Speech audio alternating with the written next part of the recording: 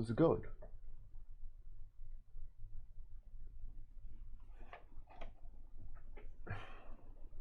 Let's do it like that.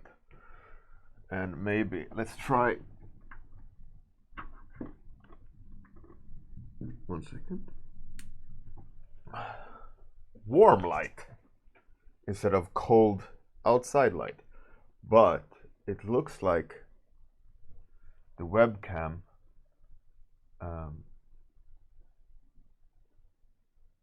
becomes kind of granulated in low light setting. Does it even is there a difference? No. It's equally granulated.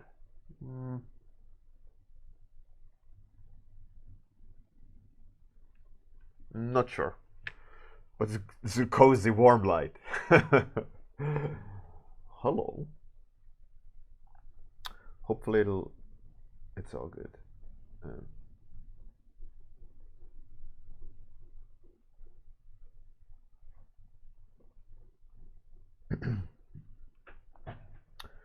So another warm up.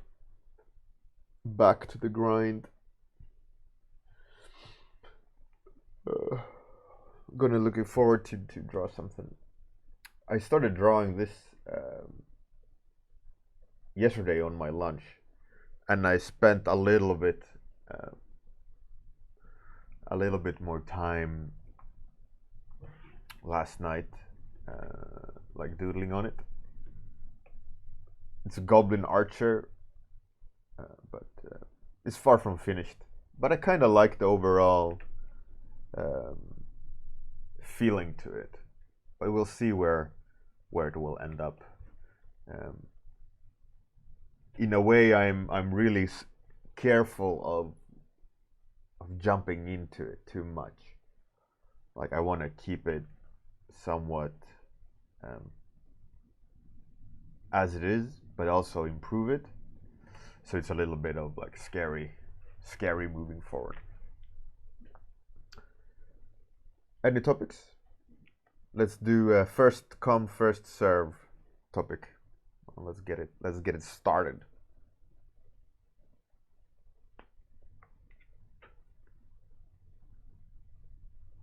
Translucent in the light. Fascinating. Translucent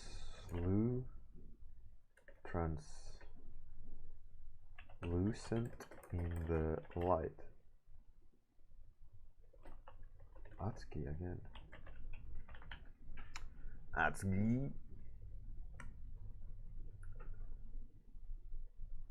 Hey Zelin, how's it going? Alright, translucent in the light. So that means like ghost-like, possibly? Or what is it?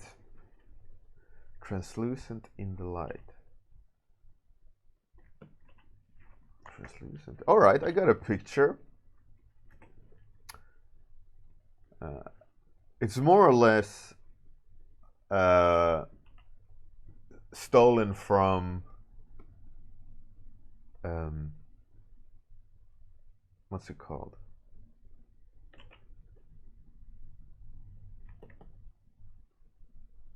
Pirates of the Caribbean. Wow, that was hard work. So the idea is it's a backlit. We see, yeah, Atsuki stole it. So we see backlit, a creature, a zombie or whatever, ghoul. Not sure really what it should look like. And then as the hand like is reaching towards us,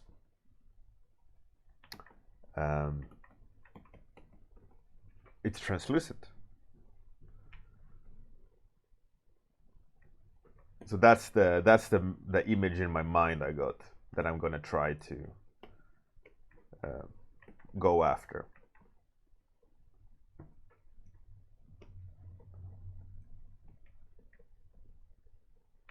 And I don't really know how to depict the translucency in terms of color and treatment, But what I will try to do is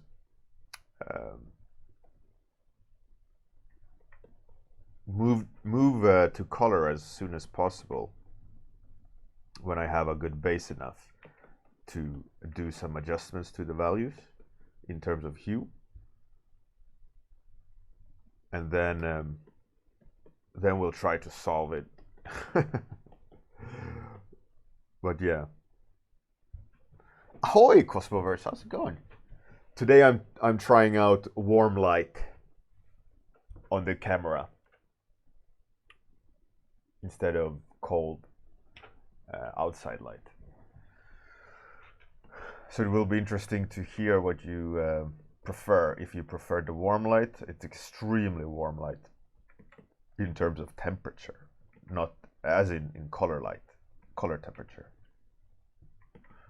rather than physical temperature. Eternal 80. I don't know who you're talking to. You must be on the wrong stream. There's no one handsome here. It's this roadside accident and a painting.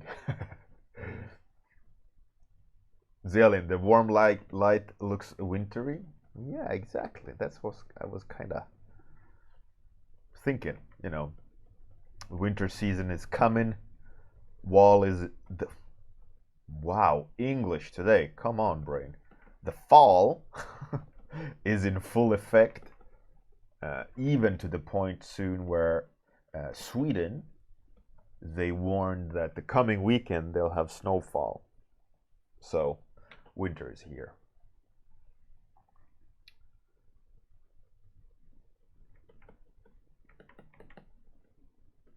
And they warned like class 1 storm warning, meaning it's like a risk of or like limited visibility and heavy snowfall, which is cool. I mean, I'm looking forward to the seasons, the change of season. What I don't like, which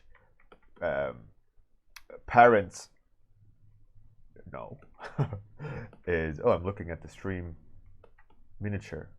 Oh, you can see it's thumbnail mode. Is the layers upon layers upon layers of clothes you need to put on your kid to not like get frostbite.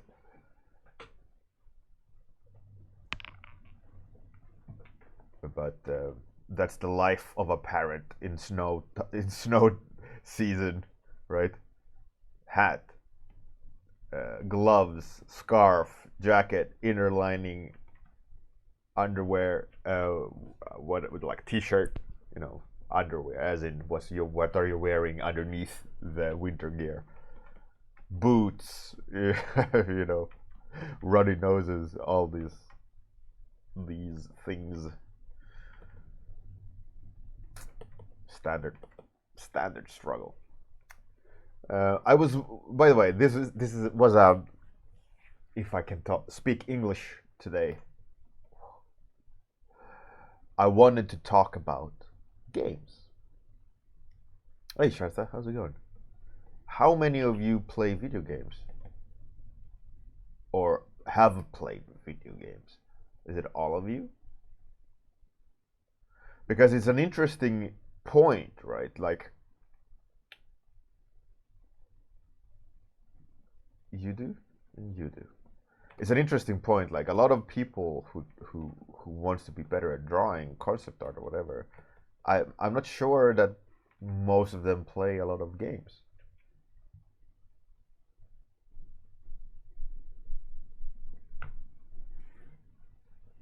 Play when I can. Yeah, I think that is also like a thing, right? We want to we want to work with games, yet we have zero time to play them. Hey, Dr. Sheldon, how's it going? What's up?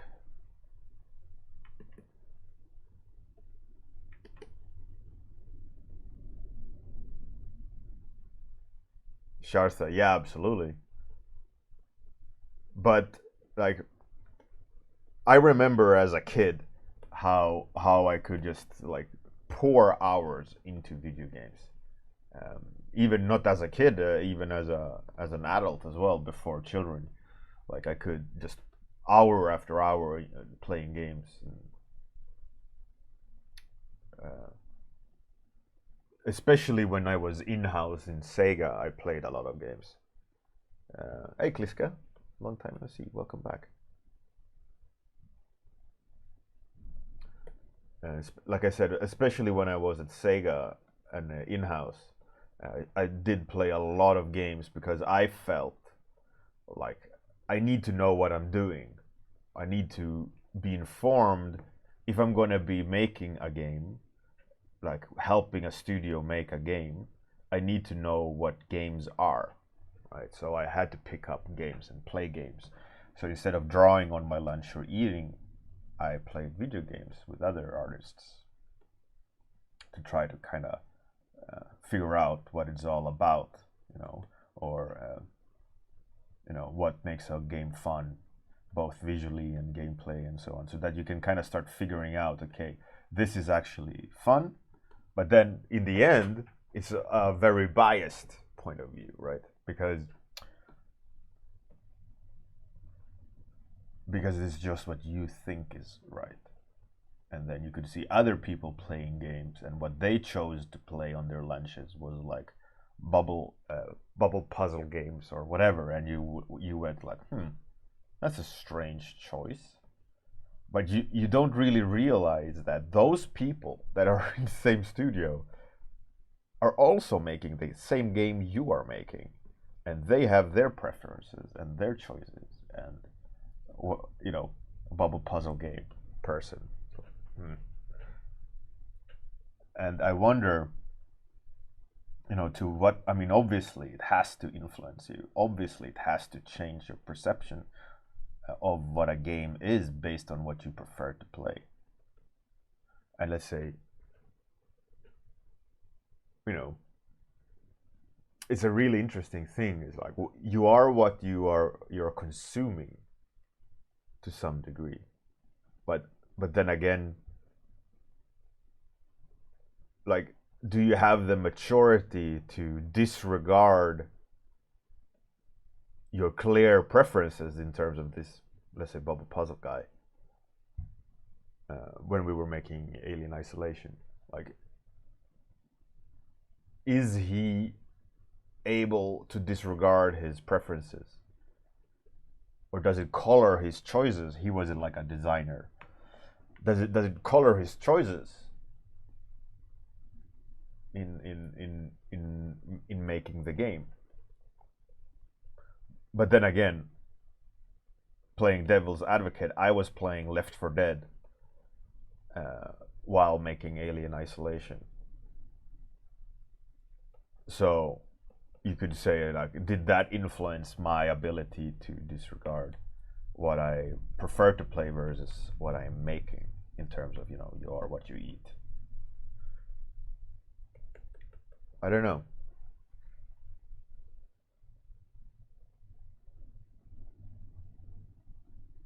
Captain Boss. Oh no.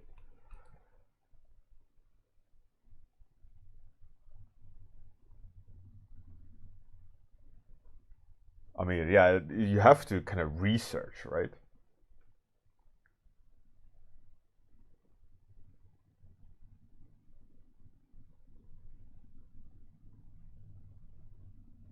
Sharza, you don't need to eat what you cook. True, true. But I mean, okay, I think I'm gonna move to color.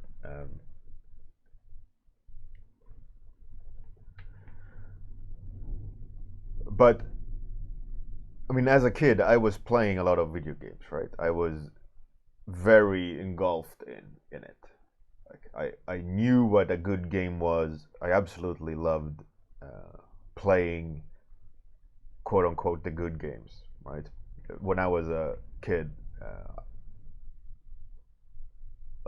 or teen-ish, Final Fantasy 7 was like the jam, right? I sat for hours and hours and hours. It was 7, I think 8 or 7, or was it 4 CDs?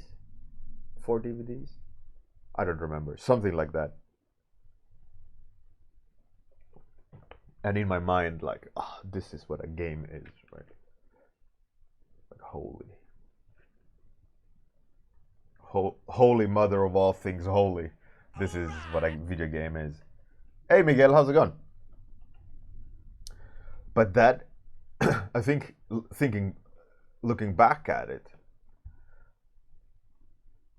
I don't think it was so much about the game that made the game or the gaming aspect such a fascinating thing. I think it was the journey for me, like the experience, the like joy of the ride, right? Rather than, oh, these mechanics are fantastic. I mean, yeah, those were the days. Those were the behemoths of video games when there was more than one disc. You were like, holy shit, 2 discs video game?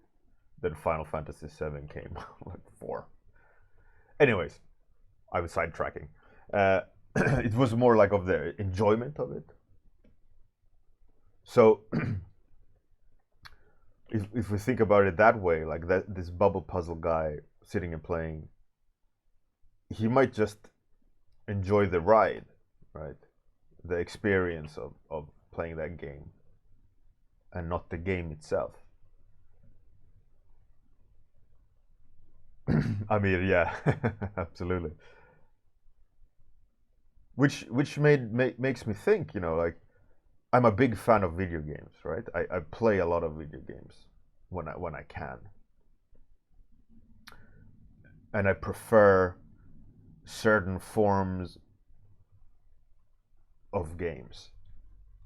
But I have to say that I enjoy the separation of, like, ride of the experience versus the mechanics of the game. Like, I can play a game where the mechanics of the game is that all that I care about, and not so much about the story or the narrative or the beauty of the construction of the game, or all these things, right? Some games, it's just all about the mechanics. Is it fun to play the game? And I couldn't care less about the character.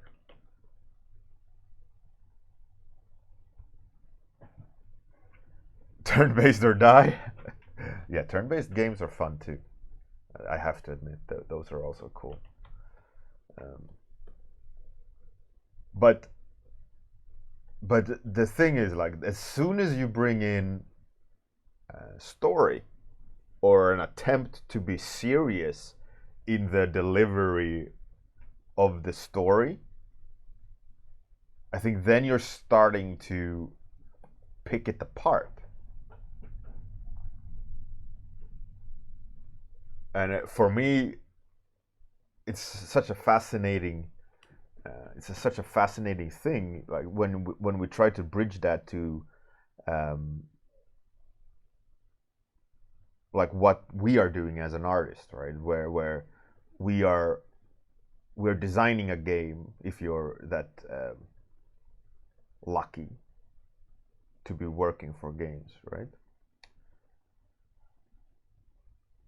We are designing narratives visually,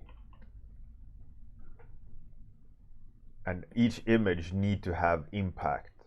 Otherwise, as a viewer, you wouldn't care, right? There's like the general story element, like concept. You got to have some sort of meat to the bone when you're creating a character. So the character, I'm messing these values up completely. Let's try to fix it.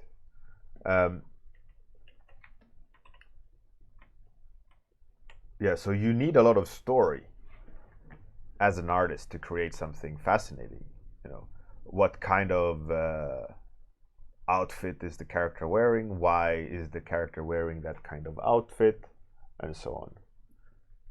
Those are the kind of things you go through as you're designing something, because if you're just blindly designing, you're not going to have a really strong outcome, right? You're going to have just a collection of shapes and colors that you just liked for the moment, or just happened to be combined that way. But the more you are aware of what you're doing, the more conscious you are about the story you want to tell, the longer they last in terms of relatability. But that's the whole thing, right? What I said about mechanics versus story. And certain games you don't care about because they have deliberately or indeliberately have very weak or non-existent story. But the games that do have story, but in a bad way, you instantly pick that out and go, oh, I don't care. Like the way the story is told, I don't care.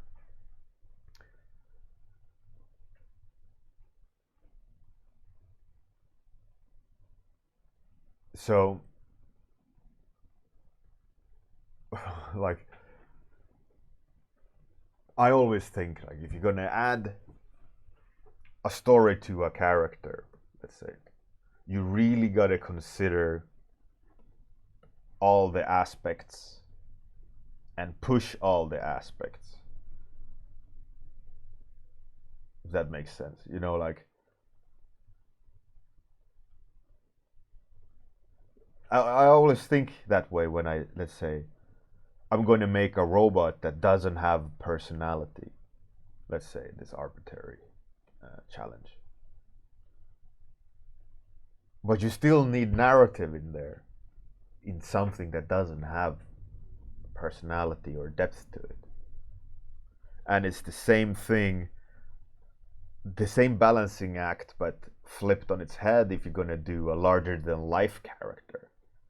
You know, like, let's say a bard or a Joker type character or flamboyant type person and whatever, you know.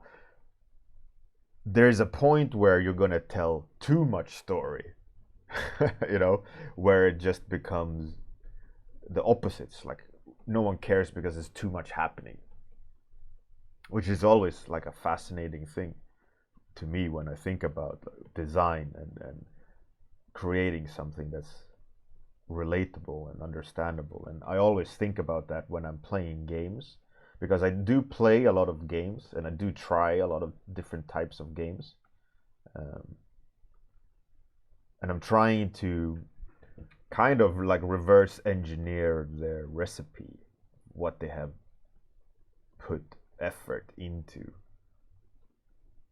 and where it is failing. And in a way, I do this because I wanna learn from their mistakes, or rather, I wanna learn why I think that way, and can I apply it to my own art in a roundabout way, you know, looking at a video game and kind of analyzing it to my own art, which is in a way weird.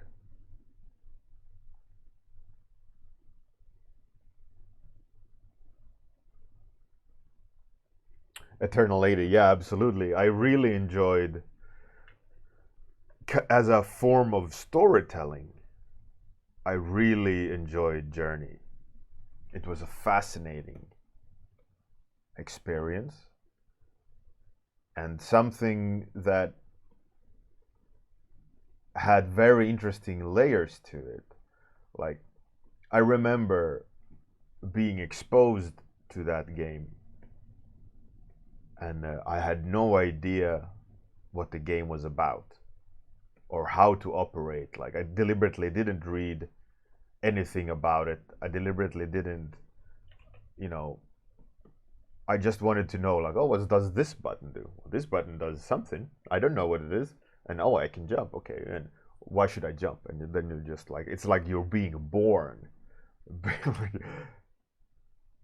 Born with an adult mind in a baby body, and you have no idea what these things are, and you have to experience them, and you have to take that journey to figure out what it all means. But the game itself was absolutely nothing to do with a baby. It was you were like some sort of priest, or priestess, or some sort of person, and you go on to this like life journey of venturing to a mountaintop, and in the mountaintop,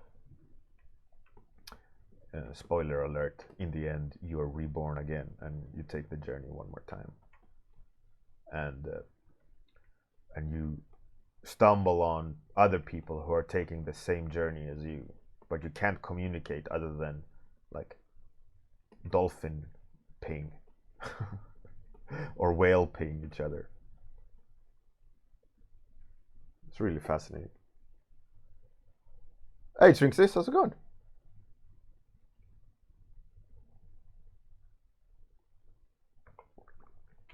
Bonamir, yeah, I think good eye-hand coordination is universal. You can be a good goalie, a good artist, good martial artist, good shooter. It's all about like that connection between eye and hand.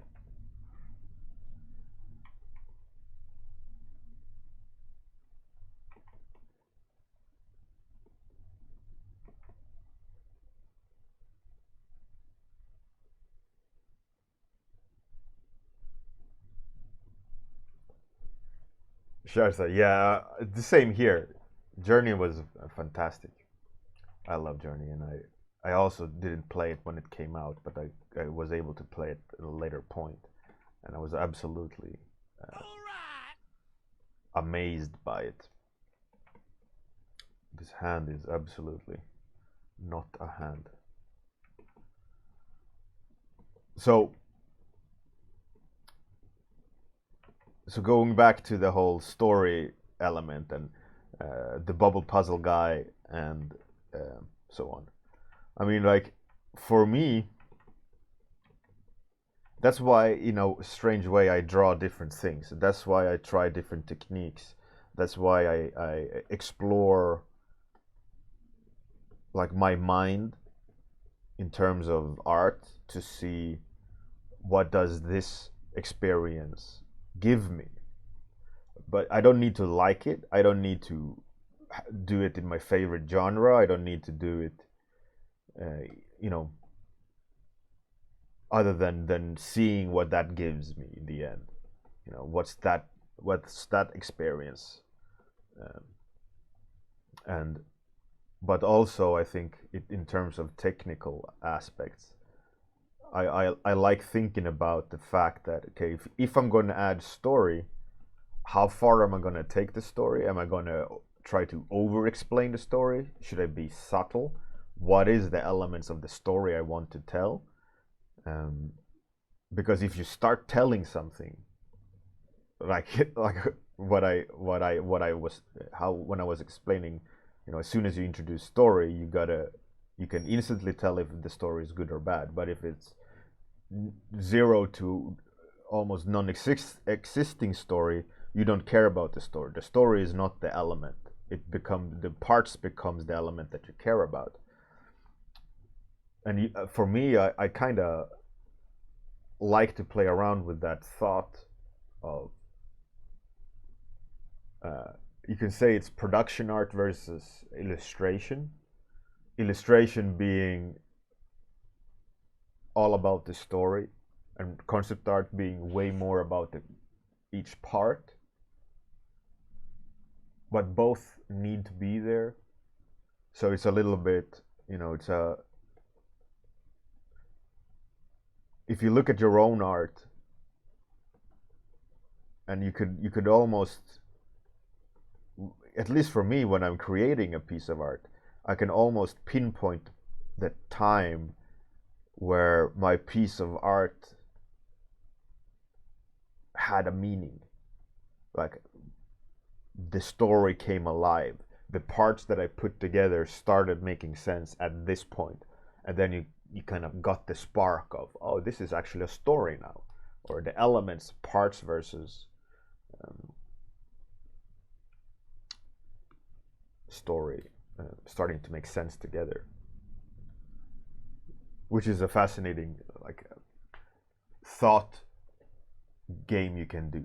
Like, okay, where's the story versus the technical parts, or the parts that I'm making?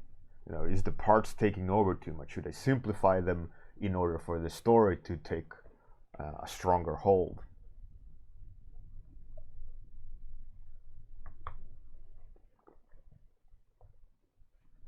Trinxes, my family's all good. As with always, child with disability is a mixed bag, but we're doing good.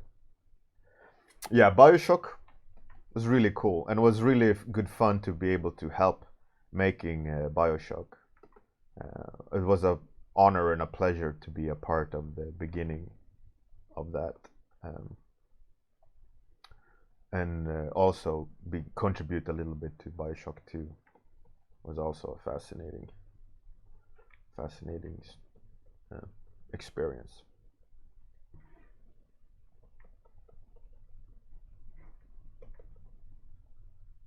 Because for me, Bioshock 1's story was amazing. It was absolutely a kind of perfect balance between, let's say, the parts versus the story. It was just a crazy ride, because just like Journey, what Bioshock had managed to do was like put you in the world where everything you did, you experienced in a perfect balance between impression and technique or gameplay mechanics. Let's say gameplay mechanics, and you kind of just back then at least, just you existed in this world way faster than any other game really at that time. Like the gap between finger and being in that world, you know, sitting with the controller, the gap was all non-existent. Like you took a hold and you started moving and looking around in the world, and for me at least, like the physicality of me almost instantly disappeared while playing that game. And there's a lot of games where you play and you are aware of your body, you're aware of the buttons you're pressing, you're aware of controlling, right? You're not looking around in the world, you are controlling the stick to look around in the world in a lot of games. So that's, you know, for me that's a good telltale sign that the developers have nailed those two parts, mechanics versus story or experience.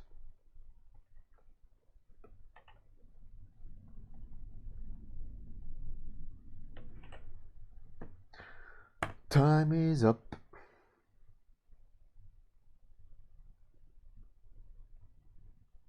One Amir, yeah, absolutely. Atsuki, sadly I can't. I gotta get back to work. There's a lot of stuff that needs to be designed, and a lot of stuff that I need to consider story versus elements,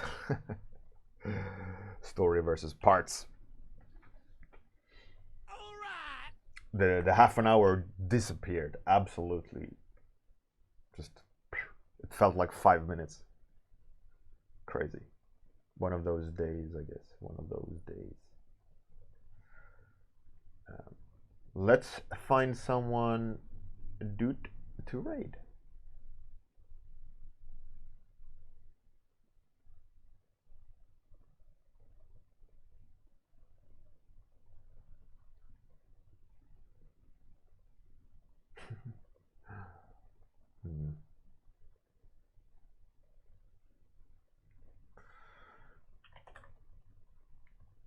I guess we do a deep dive.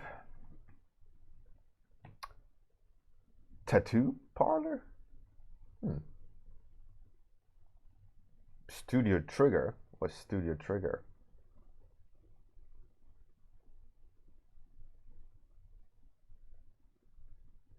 And why do they have 500 people?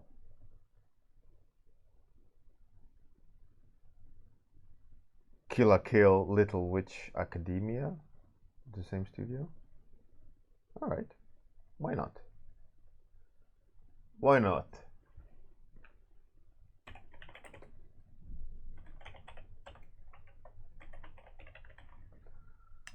Is that how it's spelled? It is how it's spelled. An anime studio.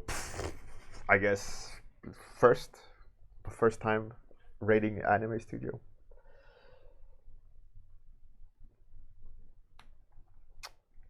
Have a great day, everyone. Good night if you're in that part of the world. Have a great time until next time, tomorrow morning. Oh, is it Friday? No, it's Thursday tomorrow. Anyways, outro time and then raid. Bye, everyone.